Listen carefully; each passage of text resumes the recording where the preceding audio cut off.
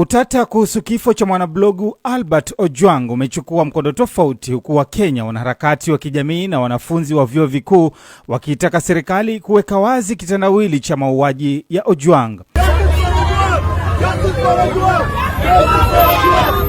Baadhi ya wanafunzi wa chuo kikuu cha Pwani mjini Kilifi katika kaunti ya Kilifi wamejitokeza na kuilaumu serikali, wakidai kwamba imezembea kulinda usalama wa raia wake kutokana na visa vya mauaji ya mara kwa mara dhidi ya raia.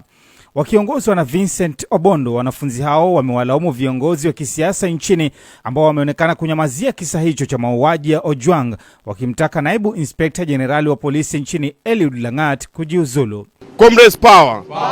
Sisi kama vijana itakuwa vyema tu kama rais atachukua hatua moja kwa moja na kuhakikisha Lagat ana resign kama DIG, kwa sababu hatuwezi tukadanganywa ati yeye hakuhusika. Nani ambaye alikuwa anamzungumzia ndio akaja akakamatwa? Ilikuwa ni yeye. Sasa rais, najua penye huko utanitazama na unaniona hivi sasa. Jamani, weza kuhakikisha kwamba malengo yetu na malio yetu yanajibika, kama tu yule DIG ataenda nyumbani.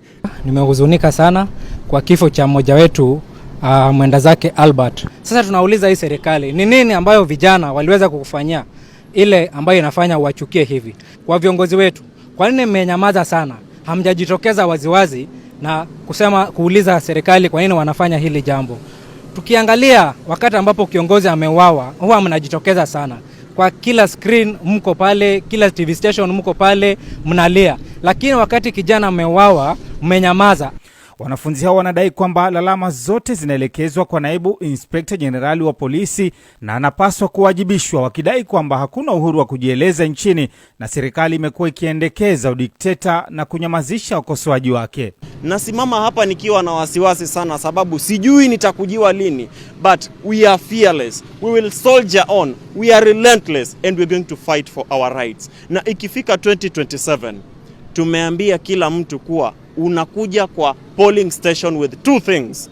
Number one, your national identity card. Number two, a functional brain.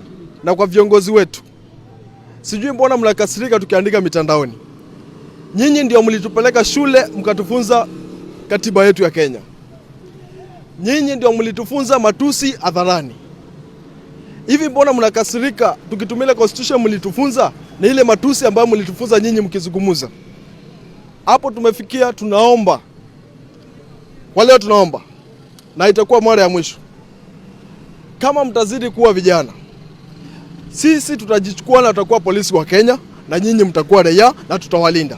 Wakizungumzia swala hilo, wanaharakati wa kutetea haki za binadamu kaunti ya Kilifi wakiongozwa na Mwanase Ahmed wameitaka serikali kuhakikisha maafisa wote wa polisi wanaohusishwa na visa vya mauaji ya raia wanawajibishwa. Mimi baada ya kusema hii mambo ya kuresign, mimi nataka wakuwe prosecuted, wakuwe arrested. Tuko na jela na that's crime, ni uhalifu. So wale wafungwe. Ni kama hii kumuua Albert, vile walimchukua nyumbani na tulijua kabisa hata bila postmortem ambao aliuliwa na polisi. Na hiyo ni kama serikali walitaka kufanya kututisha. Lakini ubaya ni hatutishiki. Tuko wengi sana na hamwezi kutuua watu milioni 60.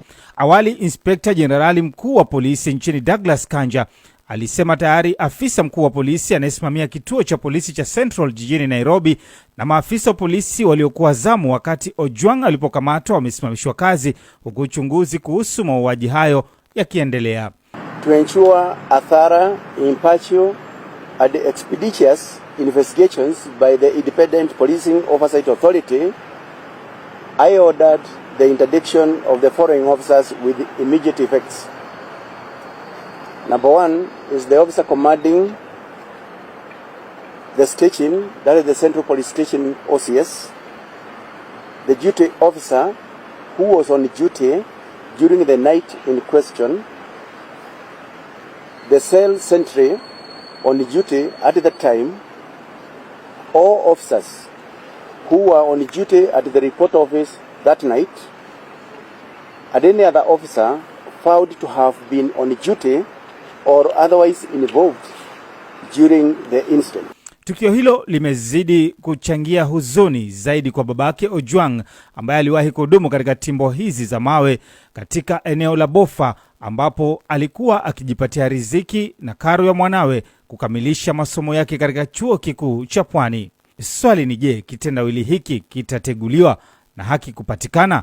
Nikiripotia Coco FM, naitwa Joseph Jira. Coco FM, ladha ya Pwani.